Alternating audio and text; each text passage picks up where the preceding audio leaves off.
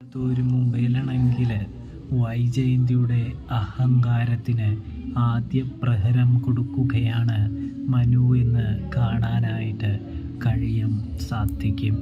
വൈജയന്തി കടപ്പാട്ടൂർ വീട്ടിൽ വന്നപാടെ അലീനയുടെ ഡ്രസ്സും സാധനങ്ങളും ഇവിടെ താൻ കണ്ടു കഴിഞ്ഞാൽ കത്തിച്ച് കളയും, ഒന്നും ഇവിടെ അവളുടെ അവശേഷിപ്പിക്കില്ല എന്ന് പറയുന്നത് കാണാനായിട്ട് സാധിക്കുന്നുണ്ട്. ഇതേ സമയമാണെങ്കിൽ നമ്മുടെ ബബിത പറയുന്നുണ്ട്, ചേച്ചിയുടെ ഒന്നും ഇവിടെ ഇല്ല, എല്ലാം ചേച്ചി കൊണ്ടുപോയി എന്ന് പറയുമ്പോൾ എന്തെങ്കിലും കണ്ടാലുള്ള കാര്യമാണ് പറഞ്ഞത്. പിന്നെ അവളെ മനസ്സിൽ ഓർത്തുകൊണ്ടിരിക്കുന്ന ആൾക്കാരുടെ കാര്യവും കൂടിയാണ് താൻ പറഞ്ഞത് എന്ന് പറയുന്നത് കാണാനായിട്ട് സാധിക്കും.